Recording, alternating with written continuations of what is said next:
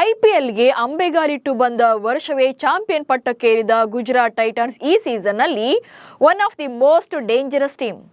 Batting, bowling, fielding ಹೀಗೆ ಎಲ್ಲದರಲ್ಲೂ ಕೂಡ ಆರ್ಭಟ ಮಾಡ್ತಾ ಪ್ಲೇ ಆಫ್ಸ್ಗೂ ಕೂಡ ಕ್ವಾಲಿಫೈ ಆಗಿ ಈಗ ಕ್ವಾಲಿಫೈಯರ್ 1 ಆಡೋಕೆ ತುದಿಗಾಲಲ್ಲಿ ನಿಂತಿದ್ದಾರೆ. ಕಪ್ ಗೆಲ್ಲೋಕೆ ನಾವು ರೆಡಿ ಅನ್ನೋ ರೀತಿಯಲ್ಲಿ ನುಗ್ತಾ ಇರುವಂತ ಗುಜರಾತ್ ಟೈಟನ್ಸ್ ಈ ಸೀಸನ್ ಹೇಗೆ ಡಿಫ್ರೆಂಟ್ ಆಗಿ ಕಾಣ್ತಿದ್ದಾರೆ? ಯಾರು ತಂಡದ ಮ್ಯಾಚ್ ವಿನ್ನರ್ಸ್ ಆದ್ರು? ಆರಂಭದಲ್ಲಿ ಎಡವಿದ್ದ ಗಿಲ್ಗೆ ಗ್ರಿಪ್ ಸಿಕ್ಕಿದ್ದು ಹೇಗೆ? ಈ ಬಗ್ಗೆ ಹೇಳ್ತೇನೆ. ನಾನು ಶಾಂತ. ನೀವು ಸುದ್ಯಾನದ ಸಬ್ಸ್ಕ್ರೈಬರ್ ಆಗೋದಕ್ಕೆ ಮರಿಬೇಡಿ. ಪ್ರಸ್ತುತ ಸೀಸನ್ ಅಲ್ಲಿ ಲೀಗ್ ಹಂತದ 14 ಪಂದ್ಯಗಳನ್ನು ಮುಗಿಸಿ ಅದರಲ್ಲಿ 9 ಪಂದ್ಯಗಳನ್ನು ಗೆದ್ದು 5ರಲ್ಲಿ ಸೋತಿರುವಂತ ಗುಜರಾತ್ 18 ಅಂಕಗಳನ್ನು ಗಳಿಸಿ ಪಾಯಿಂಟ್ಸ್ ಪಟ್ಟಿಯಲ್ಲಿ 2ನೇ ಸ್ಥಾನದಲ್ಲಿದೆ. ಇಡೀ ಟೀಮ್ ಬ್ಯಾಲೆನ್ಸ್ಡ್ ಆಗಿದ್ದು ಸೆಕೆಂಡ್ ಹಾಫ್ನಲ್ಲಿ ಕಂಪ್ಲೀಟ್ ಕಂಟ್ರೋಲ್ನಲ್ಲಿ ಪ್ರದರ್ಶನ ನೀಡಿದ್ದಾರೆ. ಪಂದ್ಯದಿಂದ ಪಂದ್ಯಕ್ಕೆ ಅವರ ಕಾನ್ಫಿಡೆನ್ಸ್ ಲೆವೆಲ್ ಅಂತೂ ಪೀಕ್ಗೆ ಹೋಗಿದೆ. ಅದರಲ್ಲೂ ಈಗ ಚೆನ್ನೈ ವಿರುದ್ಧ ಬಿಗ್ ಮಾರ್ಜಿನ್ನಲ್ಲಿ ಗೆದ್ದು ಫಿನಿಶ್ ಮಾಡಿರೋದ್ರಿಂದ ಪ್ಲೇ ಆಫ್ನಲ್ಲೂ ಕೂಡ ಡಾಮಿನೇಟ್ ಮಾಡೋ ರೀತಿಯಾದಂಥ ಮೈಂಡ್ ಸೆಟ್ನಲ್ಲೇ ಇದ್ದಾರೆ. ಬ್ಯಾಟಿಂಗ್, ಬೌಲಿಂಗ್ನಲ್ಲೂ ಕೂಡ ಗುಜರಾತ್ ಆಟಗಾರರು ಎಕ್ಸ್ಟ್ರಾರ್ಡಿನರಿ ಪರ್ಫಾರ್ಮೆನ್ಸ್ ನೀಡ್ತಿದ್ದಾರೆ. ಆರೆಂಜ್ ಕ್ಯಾಪ್ ರೇಸ್ನಲ್ಲಿ ಗಿಲ್ ಮತ್ತು ಸುದರ್ಶನ್ ಮ್ಯಾಜಿಕ್. ಗುಜರಾತ್ ತಂಡದ ಬ್ಯಾಟಿಂಗ್ ಸಕ್ಸಸ್ ಸೀಕ್ರೆಟೇ ನಾಯಕ ಶುಭ್ಮನ್ ಗಿಲ್ ಹಾಗೆ ಸಾಯಿ ಸುದರ್ಶನ್ ಓಪನಿಂಗ್ ಜೋಡಿ. ಲಾಸ್ಟ್ ಸೀಸನ್ ಅಲ್ಲೂ ಕೂಡ ಇವರ ಜೋಡಿ ಮೋಡಿ ಮಾಡಿತ್ತು. ಈ ಆವೃತ್ತಿಯಲ್ಲೂ ಕೂಡ ಇಬ್ಬರು ಕೂಡ ಅದ್ಭುತವಾದಂತ ಪ್ರದರ್ಶನ ನೀಡ್ತಿದ್ದಾರೆ, ಅತ್ಯದ್ಭುತ ಫಾರ್ಮ್ ನಲ್ಲಿದ್ದಾರೆ. ಅದರಲ್ಲೂ ಸಾಯಿ ಸುದರ್ಶನ್ ಅಂತೂ ಜಿಟಿ ಪರ ಕಳೆದ 5 ಪಂದ್ಯಗಳಲ್ಲಿ 50+ ರನ್ಗಳನ್ನು ಕಲೆ ಹಾಕಿದ್ದಾರೆ. ಸಿಎಸ್ಕೆ ವಿರುದ್ಧದ ಲೀಗ್ ಹಂತದ ಕೊನೆಯ ಪಂದ್ಯದಲ್ಲಿ 84 ರನ್ಗಳನ್ನು ಸಿಡಿಸಿದ್ರು. ಸುದರ್ಶನ್ ಈ ಸೀಸನ್ ಅಲ್ಲಿ ಒಟ್ಟು 638 ರನ್ಗಳನ್ನು ಗಳಿಸಿ ಆರೆಂಜ್ ಕ್ಯಾಪ್ ರೇಸ್ನಲ್ಲಿ ಮೊದಲ ಸ್ಥಾನದಲ್ಲಿದ್ದಾರೆ. ಲಾಸ್ಟ್ ಸೀಸನ್ ಕೂಡ ಹೈಯೆಸ್ಟ್ ರನ್ ಸ್ಕೋರರ್ ಆಗಿ ಇದೇ ಸಾಯಿ ಸುದರ್ಶನ್ ಆರೆಂಜ್ ಕ್ಯಾಪ್ ಗೆದ್ದು ಬೀಗಿದ್ರು. ಹಾಗೆ ನಾಯಕ ಶುಭ್ಮನ್ ಗಿಲ್ ಕೂಡ ಸಿಎಸ್ಕೆ ವಿರುದ್ಧ 64 ರನ್ಗಳನ್ನು ಕಲೆ ಹಾಕಿದ್ರು. ಹಾಗೆ ಈ ಸೀಸನ್ ಅಲ್ಲಿ ಒಟ್ಟು 616 ರನ್ಗಳನ್ನು ಕಲೆ ಹಾಕಿ ಆರೆಂಜ್ ಕ್ಯಾಪ್ ಪಟ್ಟಿಯಲ್ಲಿ 2ನೇ ಸ್ಥಾನದಲ್ಲಿದ್ದಾರೆ.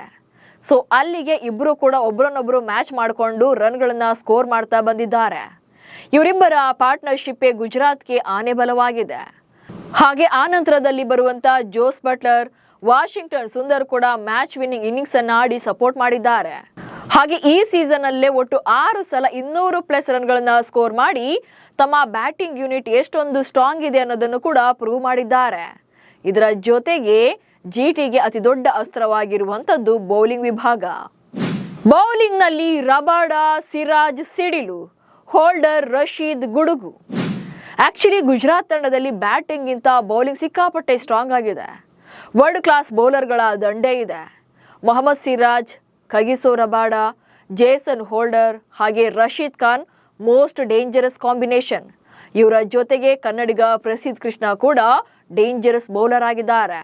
ಸೊ ಇದೇ ಕಾಂಬಿನೇಷನ್ನೇ ಗುಜರಾತ್ಗೆ ಅತಿ ದೊಡ್ಡ ಬ್ರಹ್ಮಾಸ್ತ್ರವಾಗಿದೆ.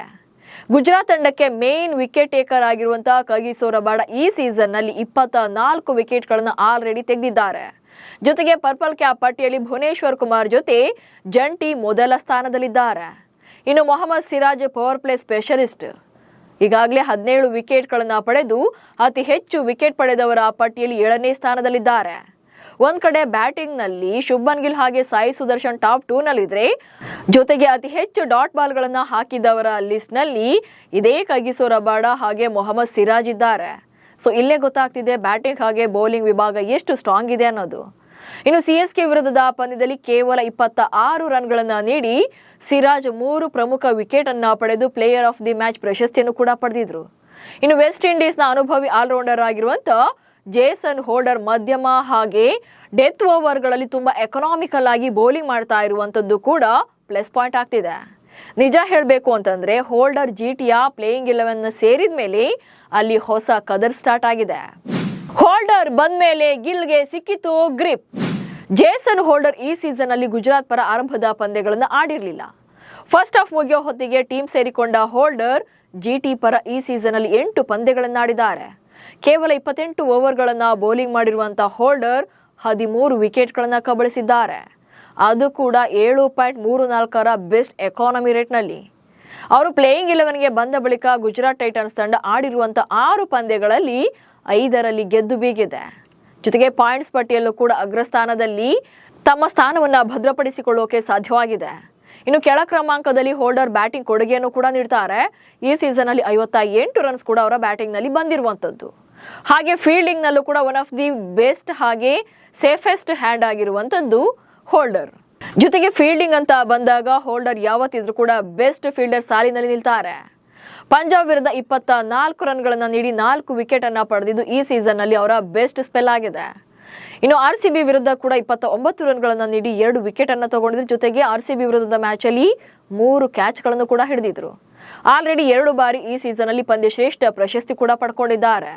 ಸೊ ಇಲ್ಲಿ ಬೌಲರ್ಗಳ ನಂಬರ್ಗಳನ್ನ ನೋಡಿದಾಗಲೇ ಗೊತ್ತಾಗುತ್ತೆ ಎಷ್ಟು ಡೇಂಜರಸ್ ಆಗಿದೆ ಗುಜರಾತ್ ಅನ್ನೋದು.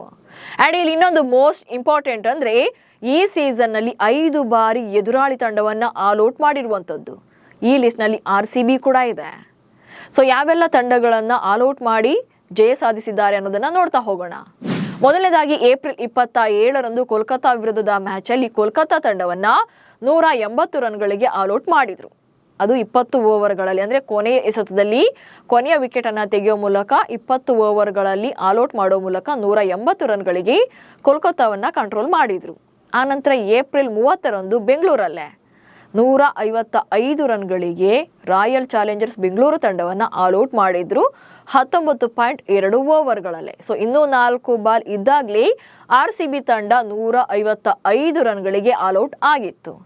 ಆನಂತರ ಮೇ 9ಕ್ಕೆ ರಾಜಸ್ಥಾನ ವಿರುದ್ಧ ಒನ್ಸ್ ಅಗೇನ್ ಗುಜರಾತ್ ತಂಡದ ಬೌಲಿಂಗ್ ಯೂನಿಟ್ನ ಸ್ಟ್ರಾಂಗ್ ಹೇಗಿದೆ ಅನ್ನೋದು ಗೊತ್ತಾಗಿತ್ತು. 152 ರನ್ಗಳಿಗೆ ರಾಜಸ್ಥಾನ ತಂಡವನ್ನ ಗುಜರಾತ್ ಪಡೆ ಆಲ್ ಔಟ್ ಮಾಡಿತ್ತು. ಅದು ಕೂಡ 16.3 ಓವರ್ಗಳಲ್ಲಿ ಎಲ್ಲಾ ವಿಕೆಟ್ಗಳನ್ನ ಬೇಟೆಯಾಡಿದ್ರು.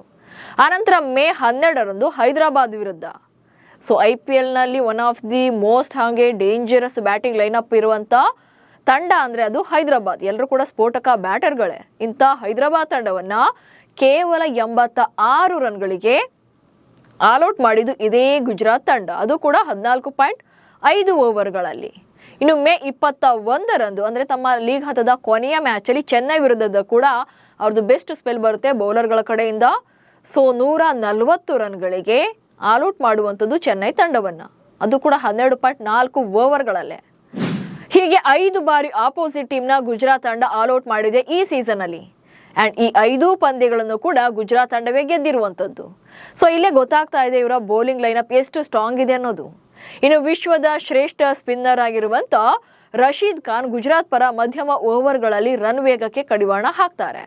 ಜೊತೆಗೆ ಪ್ರಮುಖ ವಿಕೆಟ್ಗಳನ್ನ ಹಾಗೆ ಬಿಗ್ ಪಾರ್ಟ್ನರ್ಶಿಪ್ ಬರುವಂತ ಜೋಡಿಯನ್ನು ಕೂಡ ತೆಗೆದು ಬ್ರೇಕ್ ಥ್ರೂ ಅನ್ನ ತಂದುಕೊಡ್ತಾರೆ. ಇನ್ನು ಕೋಚಿಂಗ್ ಸ್ಟಾಫ್ಸ್ ಅಂತ ಬಂದಾಗ ಆಶೀಶ್ ನೆಹ್ರಾ ಅವರ ಅನುಭವ ತಂಡಕ್ಕೆ ಅತಿ ದೊಡ್ಡ ಪ್ಲಸ್ ಪಾಯಿಂಟ್ ಆಗಿದೆ. ಒಟ್ನಲ್ಲಿ IPL ಇತಿಹಾಸದಲ್ಲಿ ಆಡಿರುವಂತ ಒಟ್ಟು 74 ಪಂದ್ಯಗಳಲ್ಲಿ 46 ಪಂದ್ಯಗಳನ್ನ ಗೆದ್ದಿರುವಂತ ಗುಜರಾತ್ 62.16% ಭರ್ಜರಿ ಗೆಲುವಿನ ಅನುಪಾತವನ್ನ ಹೊಂದಿದೆ. ಜೊತೆಗೆ ಕಳೆದ ತಮ್ಮ 5 ಸೀಸನ್ಗಳ IPL ಜರ್ನಿಯಲ್ಲಿ 4 ಬಾರಿ ಪ್ಲೇ ಆಫ್ಗೆ ಕ್ವಾಲಿಫೈ ಆಗಿರುವಂತದ್ದು. IPL ಅಖಾಡಕ್ಕೆ ಕಾಲಿಟ್ಟ ಮೊದಲ ವರ್ಷ ಅಂದ್ರೆ 2022ರಲ್ಲಿ ತಮ್ಮ ಚೊಚ್ಚಲ ಸೀಸನ್ ನಲ್ಲಿ ಚಾಂಪಿಯನ್ ಪಟ್ಟಕ್ಕೇರ್ತಾರೆ. ನೆಕ್ಸ್ಟ್ 2023ರಲ್ಲಿ ರನ್ನರ್ ಅಪ್ ಸ್ಥಾನ. ಹೀಗೆ ಈ ಸೀಸನ್ ನಲ್ಲೂ ಕೂಡ ಗುಜರಾತ್ ಬೆಸ್ಟ್ ಆಟವನ್ನ ಆಡ್ತಾ ಇದ್ದು ಈಗಾಗಲೇ ಟಾಪ್ 4 ನಲ್ಲಿ ಕ್ವಾಲಿಫೈ ಆಗಿರುವಂತದ್ದು. ಒಟ್ನಲ್ಲಿ ಈ ಸೀಸನ್ ಅಲ್ಲೇ ಪ್ಲೇ ಆಫ್ಗೆ ಕ್ವಾಲಿಫೈ ಆಗಿರುವಂತ ತಂಡಗಳಿಗೆ GT ಟಫ್ ಫೈಟ್ ಕೊಡೋದಂತೂ ಪಕ್ಕಾ ಇದೆ. ನಮಸ್ಕಾರ.